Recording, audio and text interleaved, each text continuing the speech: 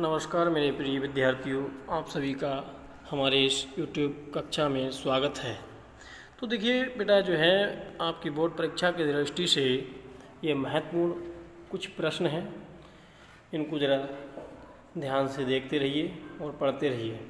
जो है बोर्ड परीक्षा में आप लोगों के लिए ये महत्वपूर्ण है। तो पहला प्रश्न है कि चार पायों का समाहार का समस्त पद है। चतुर्पाद, चौपद, चारपाई, ये सभी। तो इसमें आपका सही जवाब क्या होगा? सी नंबर, चारपाई। अगला प्रश्न नंबर 2, 19, 20 का समास विग्रह होगा। 19 से 20, 19 या 20, 19 का 20 या ये सभी। तो इसमें आपका सही कौन सा होगा? 19 या 20। अगला प्रश्न नंबर 3, हानि लाभ में समास है। द्वंद्व, कर्मधारय, द्विगु, बहुब्री। तो हानि और लाभ में आपका कौन सा समास होगा बेटा? ये होगा द्वंद्व समास। प्रश्न नंबर 4, सुख दुख में समास है। द्विगु, अव्ययीभाव, कर्मधारय या फिर द्वंद्व समास। तो कौन सा हो जाएगा? द्वंद्व समास हो जाएगा। प्रश्न नंबर 5, त्रिवेणी में कौन सा समास है? द्वंद्व, कर्मधारय, द्विगु, अव्ययीभाव समास। क्योंकि यहाँ पर त्रिवेणी की बात करी गई, जहाँ पर जो गिनतियाँ आ जाएं तो वहाँ पर द्विगु समास होता है। ठीक है। अगला प्रश्न नंबर 4, उपसर्ग मूल शब्द में कहाँ जुड़ते हैं? प्रारंभ में, अंत में, मध्य में, इनमें से कोई नहीं। तो जो मूल शब्द हैं, उपसर्ग मूल शब्द हैं, वो कहाँ जुड़ते हैं? प्रारंभ में। प्रश्न नंबर 7, अनु उपसर्ग का अर्थ है अभाव, अधिक, पीछे, ऊंचा। तो इसमें होगा आपका पीछे। प्रश्न नंबर 8, अनंत शब्द में कौन सा उपसर्ग है? अन या अन, आ, अंत। तो इसमें कौन सा अन हो जाएगा? बी नंबर वाला अन हो जाएगा। प्रश्न नंबर 9, अध्यादेश में उपसर्ग है आ, अधि, अध, देश। तो इसमें आपका सही जवाब हो जाएगा बी नंबर का अधि। प्रश्न नंबर 10, अन्याय में कौन सा उपसर्ग है? आ, अन, या अन। तो प्रश्न नंबर 10 का सही जवाब हो जाएगा आपका आ। प्रश्न नंबर 11, प्रत्येक चरण में 11, 13 पर यति होती है। किसमें यति होती? 11, 13 पर। दोहा में, रोला में, सोरठा में या कुंडलिया में। तो 11 और 13 मात्राओं पर यति किसमें होती है बेटा आपकी? तो वो होगी आपके रोला में। प्रश्न नंबर 12, सोरठा छंद में चरण होते हैं 4, 2, 3, 1। तो सोरठा छंद में कितने चरण होते हैं? 4 चरण होते हैं। प्रश्न नंबर 13, लिख कर लोहित लेख, डूब गया दिन मणि आहा, व्योम सिंधु सख देख, तारक बुध बुध दे रहा। उपर्युक्त पद में रोला है, दोहा है, बरवै है या सोरठा है।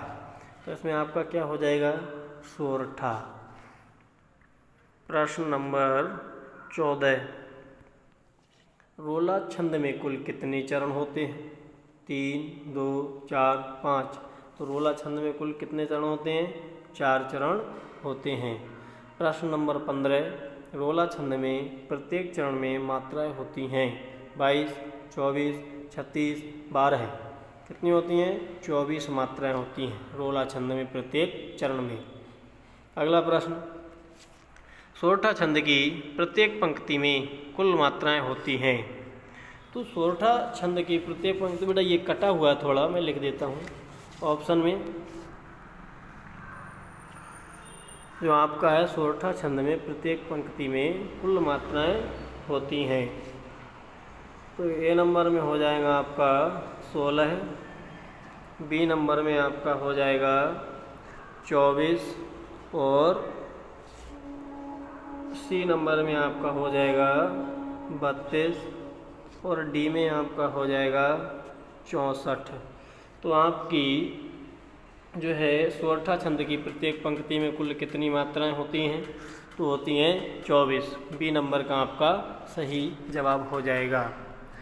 प्रश्न नंबर 17 भक्ति काल की रचना है। साकेत, विनय पत्रिका, लहर, प्रेम माधुरी। तो भक्ति काल की जो रचना है वो आपकी हो जाएगी विनय पत्रिका। विनय पत्रिका रचना किसकी है? गोस्वामी तुलसीदास की। प्रश्न नंबर 18 जायसी का पद्मावत किस भाषा में लिखा गया? अवधी भाषा में, ब्रज भाषा में, खड़ी बोली में या फारसी में? तो जो जायसी ने अपना जो पद्मावत लिखा था वो अवधी भाषा में लिखा था। प्रश्न नंबर 19 निम्न में से ज्ञानाश्रयी शाखा का कवि नहीं है? तुलसीदास, कबीरदास, नानक, दादू दयाल। तो तुलसीदास नहीं होंगे, ज्ञानाश्रयी शाखा के तुलसीदास नहीं हैं। बाकी कबीरदास, नानक और दादू दयाल ये तीनों ज्ञानाश्रयी शाखा के कवि हैं। बल्कि जो आपके तुलसीदास हैं ये जो हैं सगुण काव्य धारा के हैं, यानी राम भक्ति शाखा के कवि हैं। अगला प्रश्न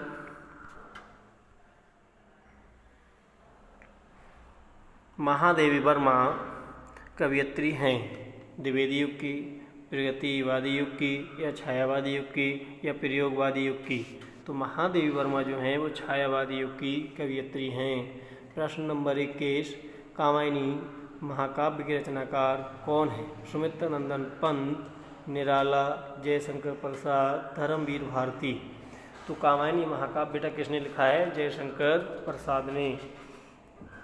प्रश्न नंबर 22 तार सप्तक काव्य के संपादक हैं? विद्यानिवास मिश्र, मुक्तिबोध, आज्ञे, हजारी प्रसाद द्विवेदी। तो इसके जो तार सप्तक हैं, तार सप्तक के जो संपादक हैं वो कौन हैं? आज्ञे। ये प्रश्न सभी महत्वपूर्ण हैं, बल्कि ये बोर्ड परीक्षा की दृष्टि से बहुत ही ज़्यादा महत्वपूर्ण प्रश्न है, क्योंकि तार सप्तक का प्रश्न एक न एक आता है। प्रश्न नंबर 23 आज्ञे का पूरा नाम क्या है? ये भी इम्पोर्टेंट प्रश्न है, ये भी आपका इम्पोर्टेंट प्रश्न है कि तार सप्तक का वो आज्ञे का पूरा नाम क्या है? तो आज्ञे सच्चिदानंद आज्ञे, हीरानंद सच्चिदानंद आज्ञे या हीरा सच्चिदानंद हीरानंद वात्स्यायन आज्ञे। तो आपका सही जवाब कौन सा होगा? आज्ञे का पूरा नाम क्या होगा? सच्चिदानंद हीरानंद वात्स्यायन आज्ञे। डी ऑप्शन सही हो जाएगा। प्रश्न नंबर 24 रीति काल के वीर रस के प्रसिद्ध कवि हैं? घनानंद, भूषण, बिहारी, सेनापति। तो रीति काल के वीर रस के प्रसिद्ध कवि की बात करी गई है तो वो हैं आपके महाकवि भूषण। प्रश्न नंबर 25 आधुनिक युग की मीरा हैं? महादेवी वर्मा, मीराबाई, महाश्वेता देवी, सुभद्रा कुमारी चौहान। यह भी प्रश्न कक्षा 10, कक्षा 9, 11, 12 है। ये परीक्षाओं की दृष्टि से बहुत ही महत्वपूर्ण प्रश्न हैं। तो आधुनिक युग की मीरा किसे कहा जाता है? तो महादेवी वर्मा को कहा जाता है। प्रश्न नंबर 26 निम्न में से प्रयोगवादी कवि कौन हैं? भूषण, बिहारी, पंत और आज्ञे। देखिए प्रयोगवादी की बात करी है तो प्रयोगवादी जो कवि हो जाएंगे आपके आज्ञे, पंत छायावाद के हो जाएंगे, बिहारी लाल और भूषण ये किसके हो जाएंगे? रीति काल के। ठीक बेटा। प्रश्न नंबर 27 निम्न में से छायावादी युग की रचना नहीं है। अब छायावाद की बात कर रहा है कि छायावाद युग की रचना नहीं है। आंसू भी है, पल्लव भी है और झरना भी है। तो इसमें बचा क्या? साकेत। साकेत क्या है? साकेत जो है द्विवेदी युग की रचना है। प्रश्न नंबर 28 कि किस कवि को राष्ट्र कवि का सम्मान प्राप्त हुआ है? भारत हरिश्चंद्र जी को, निराला जी को, आज्ञे जी को या मैथिली शरण गुप्त जी को? तो राष्ट्र कवि सम्मान किसने दिया? महात्मा गांधी जी ने दिया। किसको दिया? मैथिली शरण गुप्त जी को दिया। ठीक है बेटा। प्रश्न नंबर 29, प्रयोगवादी काव्यधारा के कवि हैं? भूषण हैं, आज्ञे हैं, पंत हैं, महादेवी वर्मा हैं। तो प्रश्न नंबर 29 का सही जवाब होगा आपका बी, आज्ञे। अगला प्रश्न नंबर 30, प्रगतिवादी कवि नहीं हैं? जयशंकर प्रसाद, पंत, रामधारी सिंह दिनकर या निराला? तो प्रगतिवादी कवि आपके जो हैं जयशंकर प्रसाद नहीं होंगे। प्रश्न नंबर 31, तार सप्तक का प्रकाशन वर्ष है? तार सप्तक जो है कब प्रकाशित हुआ? 1940 में या 1943 में, 1953 में या 1959 में? तो तार सप्तक का जो प्रकाशन है वो हुआ था 1943 ईस्वी में। प्रश्न नंबर 32 कि दूसरा तार सप्तक का प्रकाशन वर्ष क्या है? दूसरा तार सप्तक का प्रकाशन वर्ष क्या है? 1943, 1951, 1959, 1979। तो इसका जो दूसरा तार सप्तक है इसका प्रकाशन वर्ष क्या हो जाएगा आपका? 1951 बी नंबर का। प्रश्न नंबर 33, तीसरा तार सप्तक का प्रकाशन वर्ष क्या है? 1951, 1959, 1944, 1979। तो इसका जो है सही जवाब हो जाएगा आपका 1959। ये कौन सा तार सप्तक था? तीसरा। अगला चौथा प्रश्न है, 34वां प्रश्न है कि चौथा तार सप्तक का प्रकाशन वर्ष क्या है? मैं लिख देता हूँ। चौथा तार सप्तक का जो प्रकाशन वर्ष है वो क्या है? ए में आपका हो जाएगा 1943 और बी में हो जाएगा आपका 1951, सी में हो जाएगा आपका 1959 और डी में आपका हो जाएगा 1979। तो सही कौन सा होगा आपका? प्रश्न नंबर 34 का यानी चौथा तार सप्तक का प्रकाशन वर्ष क्या है? तो ये आपका डी नंबर का ठीक हो जाएगा 1979। देखिए पहला तार सप्तक जो था वो कब था? पहला तार सप्तक आपका 1943, ठीक है ना। और दूसरा सेकंड कब हुआ था? ये तो पहला था। दूसरा था 1951 और तीसरा कब हुआ था? 1959 में। और चौथा कब हुआ था? चौथा हुआ था 1979 को, ठीक है ना। तो इस प्रकार से बेटा इस वीडियो को जो है देखते रहिए, शेयर करिए और अपनी प्रतिक्रिया कमेंट बॉक्स में ज़रूर दें, जिससे कि आपके लिए नोटिफिकेशन मिलता रहे, वीडियो पहुंचती रहे और आप किताबों के माध्यम से और इस वीडियो के माध्यम से पढ़ाई करते रहें बेटा। और हाई स्कूल इंटर वालों के लिए तो ये बहुत महत्वपूर्ण जो है प्रश्न है। इसी प्रकार से प्रश्न मैं जो देता रहूँगा। धन्यवाद।